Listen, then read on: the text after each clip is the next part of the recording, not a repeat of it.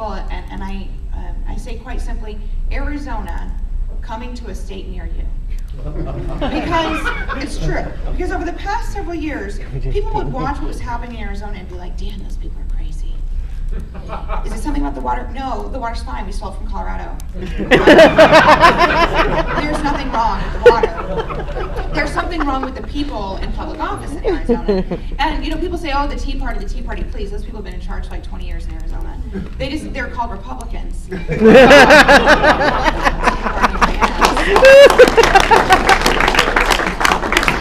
I think we should stop calling them Tea Party. No, it's not a Tea Party. They're Republicans. They're Republicans. We should call them that because the Republicans get a free ride when they call the Tea Party something other than what they are. And we have to say, no, Tea Party, Republican, it's all the same thing.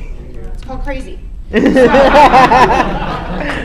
they've been in charge in Arizona for a long time. But what's happened is that our new state Senate president, Russell Pierce, who some of you may remember, Russell Pierce is the author of the anti-immigrant legislation that passed in Arizona last year. He's also the author of every piece of anti-immigrant legislation that's moving forward in legislatures in this entire country. Now, you all have a number of anti-immigrant measures moving forward in your legislature. They are drafted and written in my state Senate. Russell Pierce has done this for the entire nation. He's teamed up with a national organization called FAIR, which is just a thinly veiled white power hate group, and a group called ALEC, the American Legislative Exchange Council, which is a corporate-funded group that helps state legislators push their bad ideas through the legislature all over the country. And so right now, for instance, you see bills like SB 1070, which was our bill passed last year, not only in your legislature, but in 18 other legislatures across the country. Now, I just want to tell you, it's not because some Republicans in your state got the bright idea of copying it. They're not that creative. Right? They went to a conference that was sponsored by ALEC, and they were given this information, and then taught the strategies to go back and pass these bills in their respective states. And make no mistake about it, this is a national strategy to mainstream hatred that has been highlighted and flourished in the Arizona state legislature. So why it's important to think about what's happening in Arizona is simply because that's what's coming to your state next. The legislation that you see happening this year, the attack on women and women's right to make choices about their lives, their families, and their futures, that comes directly from Arizona state legislature.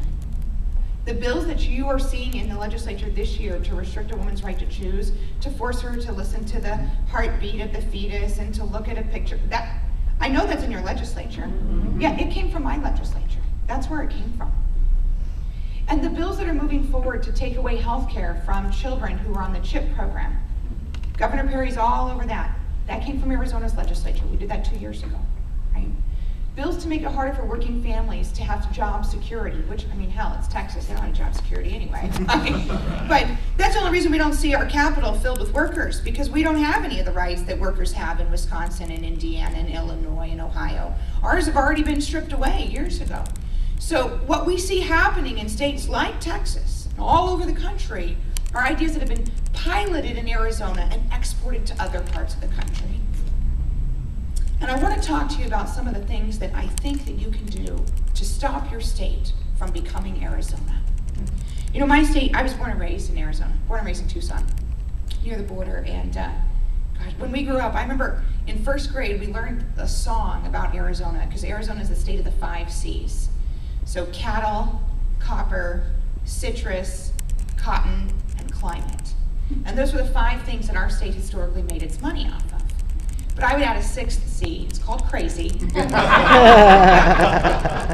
what's happening in my state is pure craziness. Pure craziness. But here's the scary thing.